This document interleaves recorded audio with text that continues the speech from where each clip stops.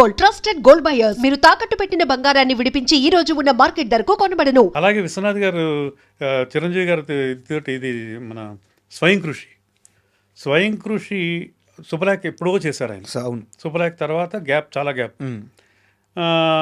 స్వయం కృషి సినిమా అప్పుడు యాక్చువల్గా ఈ క్యారెక్టర్ చెప్పారు నాన్నగారితో ఇద్దరు కూర్చున్నప్పుడు, సబ్జెక్టు ఇది ఇలా ఉంది, బట్ చిరంజీవిని అడగడం మనం భావ్యమా, ఎందుకంటే ఆయన మెగాస్టార్, ఇది అంటే అప్పటికే సుప్రీం స్టారు, పెద్ద పెద్ద ఇది బ్రేక్ డ్యాన్స్లు అయ్యి మాస్ ఇమేజ్ ఇది ఉన్నాయి, ఆయన ఏమన్నా మనం డిస్టర్బ్ చేస్తామా అప్పుడు ఈ క్యారెక్టర్ చెప్పి, ఇదేమో చెప్పులు కుట్టిన క్యారెక్టరు, ఇది అసలు చెప్దామా లేకపోతే వేరే ఏదో చేద్దామా అని అంటే, లేదు చెప్పి చూద్దామండి, ఆయన కూడా మంచి మంచి క్యారెక్టర్లు చేయాలనుకుంటున్నారు కదా, మీతోటి మంచి క్యారెక్టర్ ఇది చేద్దామని అని నెరేట్ చేశారండి. నెరేట్ చేసిన తర్వాత ఒక 5 minutes అలా సైలెంట్గా ఉన్నారండి అందరూ, చిరంజీవి గారి దగ్గర నుంచి అందరూ అండి. అయిన తర్వాత దీని గెటప్ అది అని మొత్తం అన్ని ఆయన చాలా ఈ చెప్పులు కుట్టుకోవడం నేర్చుకుంటాను నేను అనేటప్పటికి ఈ షాక్ అంట, ఇది ఓకే అన్నారా లేదా అని. చెప్పులు కుట్టుకోవడం నేర్చుకుంటాను, డ్రెస్సు ఊల్డ్ క్యాప్ ఒకటి పాతది, ఇలాంటివన్నీ ఆయన అన్నీ చేయించుకున్నాడు తర్వాత ఆయన.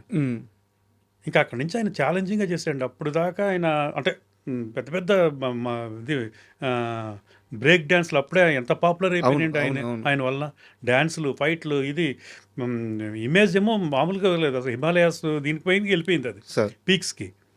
ఈ క్యారెక్టర్ అనేటప్పుడు ముందు భయపడింది, ఇది ఒప్పుకుంటారో లేదో అని. ఒప్పుకోవడమే పెద్ద సక్సెస్ మనకి. ఆ చెప్పులు కుట్టే సీన్ ఉంటుంది కదా, అది చేసేటప్పుడు ఎవరికి ఏం భయమే లేదా, చిరంజీవితో ఈ షాట్ తీస్తున్నాము అని చెప్పేసి. ఇంకా ఆ సబ్జెక్ట్ కృషితో నాస్తి దుర్భిక్షం, అది మెగాస్టార్ ఆయన మాకు అది ఎంత ఎదిగినా ఒదిగి ఉండాలన్న ఇది ఆయన, ఇది మొత్తం ఆయన లైఫే అండి అది ఆల్మోస్ట్ అది. అంటే క్యారెక్టరైజేషను ఆయన ముందు ఎలా ఉన్నాడు, ఆయన మా తాయారు మా బంగారు ఎప్పుడు చూసాం సార్, ఇది ఒక గెస్ట్ క్యారెక్టర్ చేశారు ఆయన అప్పటికి స్వయం కృషికి అంటే మధ్యలో మనకి బాగా అభిమానం, మేము అందరూ బాగా క్లోజ్ మేము.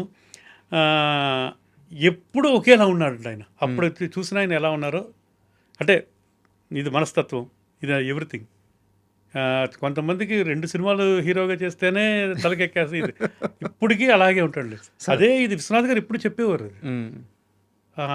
ఆయన మిగతా వాళ్ళకే మెగాస్టార్, మన దగ్గర ఎందుకు ఇది అభిమానం, మన ఇదే అంటే ఆప్యాయత, ఇది ఎన్ని కలబోసి వస్తాయి మాకు అని అనేవారు ఆయన. అంటే స్వయం కృషి ఆయన రియల్ లైఫ్ కథ అనుకోవచ్చా?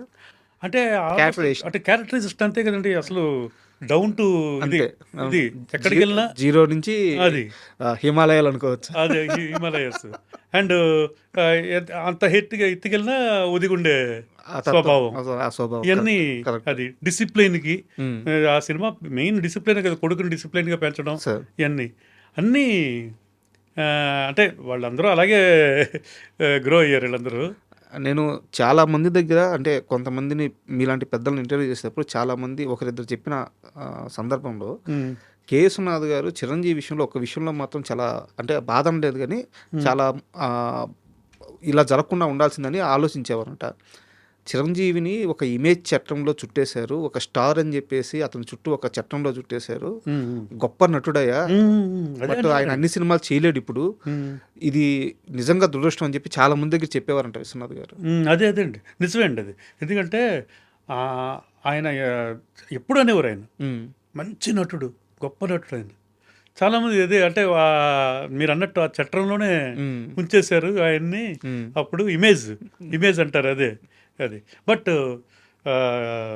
ఇది యాక్సెప్ట్ చేశారు కదా స్వయం కృషి. అవును, అది స్వయం కృషి ఇంకా ప్రతి వాళ్ళకి బాగా కనెక్ట్ అయిపోయింది. అది విశ్వనాథ్ గారు కాబట్టి హ్యాండిల్ చేయగలిగారు. అదే మళ్ళీ ఆపద్ బాంధవుడు అలాగే, ఆపద్ బాంధవుడు షూటింగ్ అప్పుడు ఆ క్యారెక్టర్కి అలాగే ఆయన అప్పుడు దాకా ఆయన వేసుకునే ఆయన డ్రెస్సుని, ఆయన సినిమా రిలీజ్ అయితే ఆయన డ్రెస్ షర్ట్ బాగుంటే వెంటనే కుట్టించేవారు, అంతలాగా ఫ్యాషన్స్ ఇవన్నీ. ఈ సినిమాలో డీగ్లామరైజ్డ్ క్యారెక్టర్స్ రెండు, స్వయం కృషి కానీ ఆపద్ బాంధవుడు కానీ.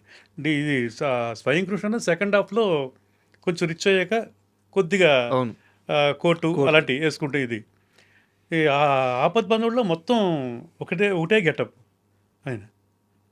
దాంట్లో ఒక సీన్ పిచ్చాసుపత్రిలో అద్దంలో తను తాను చూసుకుని తిట్టుకుంటాడు ఏం జాతకం ఏం అని. జాతకం అవును, ఇది అదని అవును, అవును. అది అది చేస్తున్నప్పుడు అండి విశ్వనాథ్ గారు ఇద్దరు గెలిపి పక్కన కూర్చొని అది పక్కకి వెళ్ళి అన్నీ చేసుకున్నారండి. అలా ఇంప్రూవైజ్ చేస్తాడంట ఆయన చిరంజీవి గారు. ఉమ్. అక్కడే విశ్వనాథ్ గారు క్లాప్స్ కొట్టేసి పట్టేసుకున్నారు ఆయన్ని, విశ్వనాథ్ గారు చిరంజీవి గారిని. ఇలాంటి వండర్స్ ఎన్నో ఉండే అసలు. కమల్ హాసన్ గారన్నా, చిరంజీవి గారన్నా వీళ్ళందరూ ఇద్దరు బాగా ఇది చిరంజీవి గారు, ఇది విశ్వనాథ్ గారికి సార్. ఇది వాళ్ళిద్దరూ కూడా అలాగే ఉండేవారండి. ఇంతటి ఫాదర్లీ అఫెక్షన్ అండి. ఉమ్. ఇంకా మా నాన్నగారుతో అంటే ఆయన అనేవారు, ఇది ఏ నాటి బంధమో, గురు శిష్యుల బంధమా, ప్రొడ్యూసర్ డైరెక్టర్ బంధమా, అన్నదమ్ముల బంధమా, ఏంటో అర్థమయ్యేది కాదు. సోదర భావం సార్. ఇదా ఇది మాకు ఎప్పుడో రాసి పెట్టుంది మాకు, మా ఇద్దరికి ఇది ఏ నాటి బంధమో ఇది సార్. అనేవారండి ఇప్పుడు. అండ్ విశ్వనాథ్ గారి సినిమాలు చాలా వరకు చూసుకుంటే సార్, ఆయన చంద్రమోహన్ గారికి చాలా ఎక్కువ వేసేవారు. ఎస్, చంద్రమోహన్ అంటే ఆయనకి విపరీతమైన ప్రేమ అని చెప్పి చెప్తారు అనమాట. అది అండ్ నటన అంటే ఆయన సబ్జెక్ట్స్ కూడా ఆయనకి బాగా ఇది ఉండేది. వాళ్ళిద్దరూ కూడా బాగా సింక్ అయ్యారండి బాగా. సార్. ఇప్పుడు మా మా మా సినిమా సిరిసిరిమువ్వ అద్భుతంగా చేశాడండి ఆయన.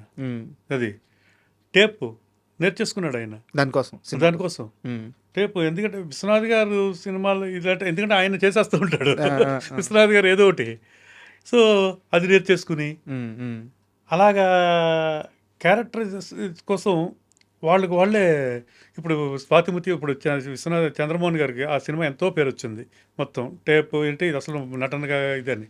అలాగే సాగర్ సంగమం టైంలో ఓల్డ్ గెటప్కి కమల్ హాసన్ గారితో మాట్లాడుతున్నప్పుడు చెప్పులు ఇవన్నీ కూడా పాతగా ఉండాలి ఇదని. ఆయనే ఎవరు కమల్ హాసన్ గారు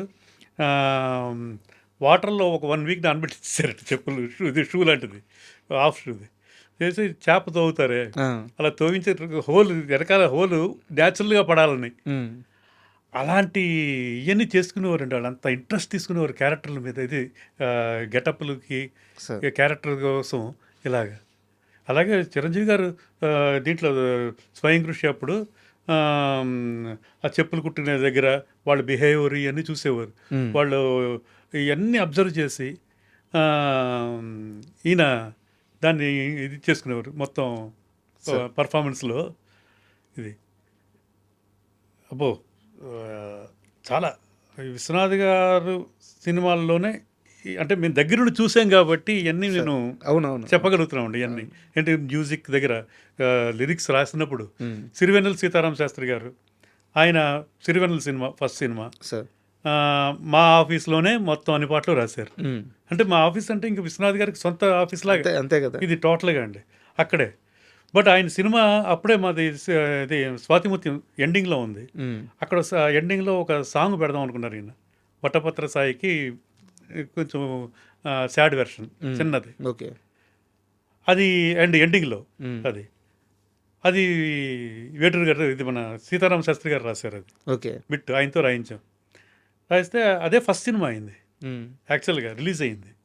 బట్ సిరివెన్నెల అనేది ఫుల్ అది అన్ని పాటలు ఆయన ఇది రిలీజ్ అయిన సినిమా ఇది అయింది. సిరివెన్నెల సీతారామ శాస్త్రి గారు. అలాగే జంధ్యాల గారు, ఇది వీళ్ళందరూ ఒక విశ్వనాథ్ గారిని ఒక గురువుగారిలాగా చూసేవారండి అందరూ. గురువుగారు